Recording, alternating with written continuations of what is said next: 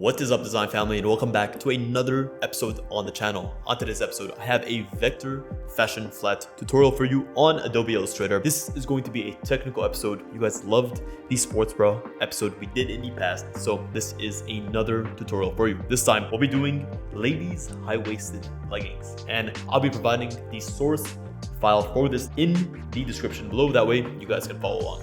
I'll be taking you step by step through this tutorial, and by the end, you'll have the ability to create a flat front and back that looks like this, and it's gonna look beautiful, and it's going to be done the Fit Design way. So buckle up, you guys are in for a good one. Welcome to Fit Design TV. Are you interested in sports fashion, design, and manufacturing? Are you establishing your own brand? You're looking good. Anthony, how are we doing? Do you want to? Thank you. Well, you've come to the right place.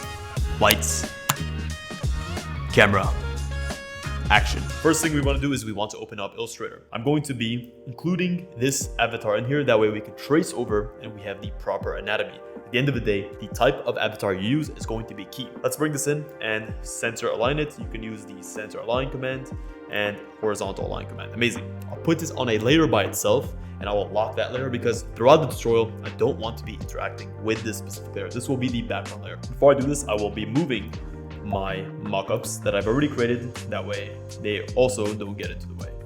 So move this down and done. Put this here. Amazing. Cool. I'll lock this layer, and before I do this, I will turn down the opacity of my avatar. That way, I have it there, but at the same time, I don't have it there, if you get what I mean. Put this down, opacity 20%, amazing. Lock this and start drawing on the upper layer. One thing to note is you'll be able to access your layers from this icon right here, make a new layer by pressing the plus icon, and then create or start creating on layer number 2. And we're going to be using the pen tool. The first thing I want to do is I want to draw a center line, and my center line is going to be drawn using the line tool down the middle. That way, when I'm ready to actually go ahead and flip, I can go ahead and flip. The shortcut for this is the backward slash icon, and it's ready to go. One thing that I need to note is I need to add a stroke width to this. I'll come in here, add a stroke width, Shift X to change from the fill to stroke width. Come here and I'll use red. Why am I using red? Just so they can stand out, because I'll be drawing my mockup in black, so I want my center line to be in red, just so that it's more visible. The next thing that I want to do is I want to make sure to lock this, and I can do that using Command 2 or the object lock selection. Next up, it's time to start drawing. The main tool that I'll be using is going to be the pen tool. And quickly, I'll have my snaps on, and snaps are going to be useful. We're going to be turning them on and off throughout the tutorial for various reasons. Start off with snaps on by pressing Command U.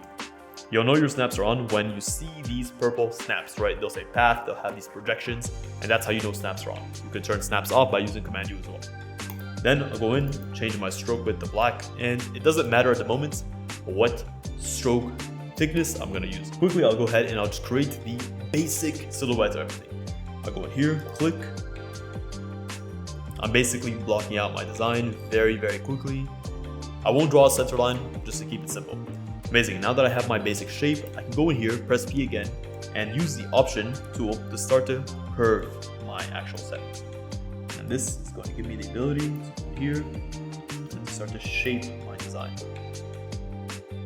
Amazing. Notice my pelvic line was a bit too low, so I need to get it right up there. Move this a little bit. Making these minor adjustments is where I'll actually turn off my snaps. That way, the snaps are not getting in the way. Notice this doesn't look that perfect, so I'll come in here, press P, add another point, and drag this in. So the whole point here is to get a beautiful shape by being able to alter the anchor points. I'll add another point here for the calf area, and move this out a little bit. Looking good. Amazing. Maybe I'll remove this anchor point since it doesn't look like I need it, so I can do that by pressing P and remove anchor point. Move this up. And then curve. Great. So far so good, and I can alter my anchor points like this. This is a great starting point. Now I have my waistband, and essentially what I want to do is I want to have the front of the waistband. The front of the waistband typically droops forward, and the back of the waistband is typically higher. That's why our front rise is usually less than our back rise, just because of basic human anatomy. From there, I will do a basic curve around here, and you'll see why that comes into play later. But one thing to note, all of the lines that go from the left to the right, and I know that they should be straight in the middle, so they should hit at a tangent. And the way that you know that they hit at a tangent is going to be because of this snap. So sometimes you don't get it. If you don't get it, the easiest way to make it snap is going to be to draw a line. This could be the last case scenario, draw a line, press A to access your anchor points again, and then snap your point to the line. This is important because if you don't have your center points at a tangent, when you flip them over to the other side, you're going to notice this V shape, which is not what we want. We're creating professional looking mockups here that are at the top of the game. And we'll make sure that it becomes perfect. So come here, fix these lines a little bit, match the curvature of the mannequin. I typically like to have this sharp-ish bend at the knee. Especially this is a legging, so it's skin tight. You can follow the avatar or the shape of the silhouette as close as you need, but obviously leave a little bit of room.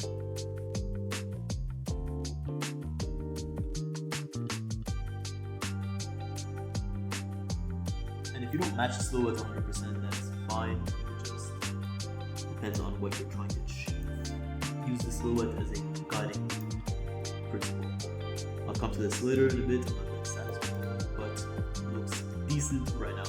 Might add another point here, so that point that I deleted in the beginning probably is a little bit necessary.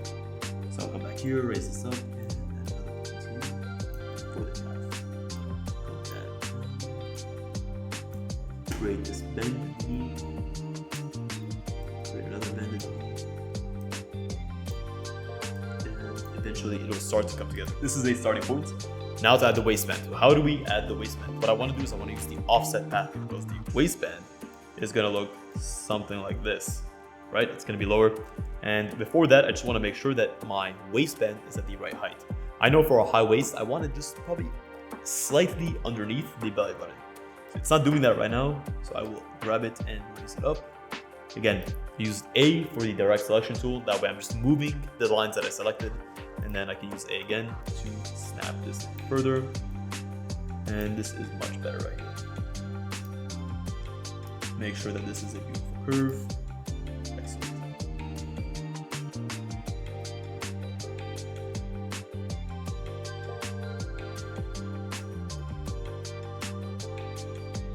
Great. Now it's time to offset the waistband. Before I offset the waistband, I will draw in the back rise. The back rise is just simple, draw a straight line. And this is essentially how it should look like. The back rise typically can be more straight, but one thing to note is that you want this curvature here. Perfect. So notice, what I'm doing is that I am aligning the edge of the tangent of the curve to the back rise. You can potentially even bring it downwards a little bit. That can help. Curve. It all depends on what you want as the finished result. So we'll do a slight curvature here, that way you guys know how this should look. And then from here, this is important. This is one thing that I believe makes ours look even better, is making sure that you have this beautiful consistent curve right here. I'll now offset, so I'll offset for the amount of the waistband. And I know that I want my waistband to typically probably reach around here, maybe a little bit lower. So what I'll do is I will grab this and I'll draw a line. I'm doing this so that I can see the height of how much I need to offset my initial line. I notice here it's 18.2, so I'll grab this. I will use the C tool to cut it. That way I have this line by itself, and I'll go object, path, offset, path, and then I'll input 18.2, and that'll give me sort of what I need. Come here, bring it to the front, so right click, arrange, bring to front, and cut. When I cut, this is perfect. Delete the extra. Cool, this is looking very, very nice. And I can delete the extra parts. So far so good. Command Y, which is outline mode, and that allows you to get pinpoint accurate. And I will come in here and I will just cut the extra piece off using C. And I'll actually cut this waistband, that way I have this piece separate from the rest of the body. Why do I want to do this? Well, you'll see why in a second. Pretty satisfied with this. And now it's time to start to just do the finishings or like the shapings of everything. One thing to note, in here, we're gonna have 3 key line weights. We're gonna have the spatial edge, which is the outline. We're gonna have the inside seams, which here are going to be flat seams. They're not going to be solid lines. And I have my stitches. So for the flat seams, I actually have a preset for you over here, which has all these strokes that we're going to be using. And we want to have the flat seams, which is going to be this cross stitch that you see here. Grab this, unlock, come here. Okay. One thing before is the curvature of the leg. Note this, I'm gonna bring it up. This kind of looks a little bit weird, right? That straight line looks unrealistic. Typically in 3D, we would see something quite similar to what we have above here. So there would be a slight curvature above, like this, where you would curve in, and then you would do the same thing behind. And then these little points are super important, and they really make a big difference in the finished result. Look at that, beautiful. And I'm going to add the offset for these stitches. So again, cut, offset. For these stitches, it's as simple as just sort of visualizing where the stitches need to be. I know that they need to be somewhere around here, so this height, and I can see that this is around 3 points. So I'll come here, offset, let's say 2.75. Amazing, bring this to the front, cut, leave the extra, and then I can actually eye drop this to this, actually, and then I have my stitch right here. Beautiful. Same thing for the inseam. So I have my inseam line, and then I have the waistband seam line. Take this, I drop this, perfect. And then I have my front rise in the inseam. For the inseam, this is what it should look like. This is a diamond crotch gusset where most of it shows in the front. The inseam will either show on the front or the back. With technical flats, anything that shows on the front doesn't show on the back, and vice versa. This is very important, especially when sending these flats to a factory. If you draw your inseam on the front and the back, what you are implying is that there's a gusset. There's a seam line on the front and a seam line on the back. And I'll put up an image on here which shows what a proper gusset looks like and where you'd actually have those seams showing on the front and the back. But this is a regular inseam, so you only show the lines on the front for the actual inseam portion. And what I'll do is I'll just offset. I'll take this line, offset it. Probably offset 2 inches, and perfect. Bring this to the front, cut the excess. We'll worry about that later. I drop tool this, go in here using Command Y, and perfect, everything is snapped beautifully. Come here. Here is where I draw my diamond gusset portion. So I'll cut a little bit of this off, and I will snap this up to here. Snap this like this. Make sure that this hits at a tangent, which it is. You can see the tangent is being hit because of that purple line projection. And then draw a line to the back. If I need to lower anything, just lower it a little bit. And that is what a great looking gusset looks like. And the only lines that will continue to the back is the continuation of this point right here, which I'll show you in a second. For these seams, we're nearly done. One thing that we're going to do to add a little bit of flair and style to the actual legging is going to be the waistband thickness. Bear in mind, a waistband is going to be double layered. It's going to have 2 layers of fabric. So it's going to look slightly more puffy than the rest of the body. This is important.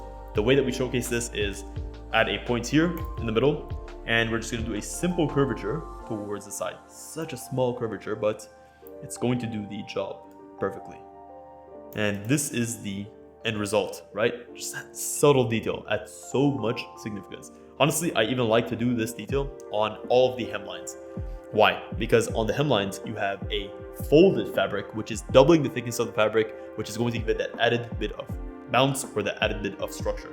And I can do this as simple as coming here, Command Y, pressing, bring this up, C, bring this to here, and the same technique, add a point in the middle, that way I have this anchor point to work off of, and just curve this and curve this. Same thing right here. These are small details that no one will ever tell you about, and believe me, I've spent years just seeing what works and what doesn't work, and this is what I've come to. All these small details, they just add up at the end. Again, adding a point and adding another point right here. Perfect. Look at that. Beautiful. Just that added bit of bounce at the bottom. This one is a little bit large. Great. Now is the moment you've been waiting for. Let's do one more thing. Our spatial edge versus our interior lines. So our spatial edge lines are just going to be this. It's basically everything that hits on the spatial edge. Right here. What I'll do is I'll go Command J, that way everything is joined, and this typically for me is going to be a 1 point thickness. The interior lines are typically 0.5 point thickness. So this line is an interior line and this line is an interior line. Look what's gonna happen right now once we do that. It just adds so much more depth and clarity to the garment. You can see the silhouette and you can see all the interior mechanisms and where everything is happening. Take this, group it, and before I group it, I will lock the center line, group, and then flip. So flip, we can either go transform, reflect, which is the easier way of doing it, but I like to use O, and then hold down Option, select your center line, and then press on vertical, not horizontal, and then go copy. And this is going to make a beautiful copy for us. And this is what the finished end result looks like. And of course, you can add your center rise right here. Perfect, and then just grab this. By the way, for these flat seams, if you're not satisfied with how they look, you can always up the stroke thickness of them. Right now, they are at 0.5. If I go 0.75, you see the intensity of them gets more, so they look thicker. And maybe for this one, it might make sense, maybe it might not make sense. It's up to you. One thing you can also do is you can come in here and you can increase the distance. That way they look better even. So let's just say I wanted to change all of them. I will delete this. Select same. I think appearance would work well. Nope. Yep. Perfect. Select same appearance. And then just I drop tool, the middle one. That works perfectly. I'll grab this, and this. And reflect to the other side again, copy, and reflect this, which is what I forgot, copy. And then I have my finished result of the front. And again, this is ready for the back. For the back, take it, and one thing that I will do immediately is I will move this one, which is my work in progress, move this to the middle, and start working on it in the middle. And the easiest way to do this is just snap this to here. Perfect. Ungroup, Command Y, delete the half, and start to delete the extra pieces. So, what are the extra pieces here? Well, this one is going to be one of them. I don't need this. And this one, as we mentioned, is going to be one of them. This one right here is one of them. And this is important. I kept it there so I can show you where you need to. You just grab this and snap this. Use this as a reference point, snap this to here, because that is where it ended on the front, and this is where it needs to continue from the back, and just curve it beautifully like that. And you can draw your back rise, which will go to the waistband, and we'll get to the waistband in a second. For the waistband, you want to grab the height of the waistband for the front, which is like this. See that? Transform. Grab the height, 18.2. Cut this waistband at this apex point right here. Grab this, Command Option O, or Object Path, Offset. Now offset this. You have a cut. Delete the extra piece. Okay. Take this, snap it to here. Turn off your snaps a little bit, that way you can have a little bit of fun with how this looks. Make sure that this is at a tangent, and your original one was at a tangent, which I know mine was. This one will work perfectly, and it was. That's why it's important to make sure your initial lines are always at tangents, because if they're not, well, all of the lines that you offset will also be more at a tangent. So make sure to get your tangents straight right off the bat. Perfect. Draw the back rise. Change your strokes to the flat seams.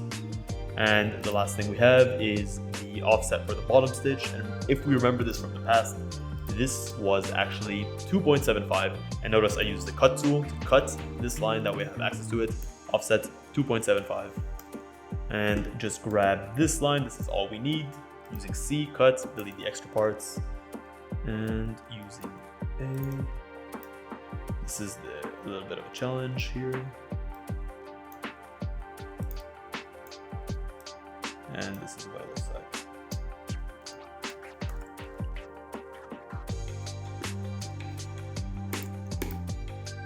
Okay, this is what that looks like.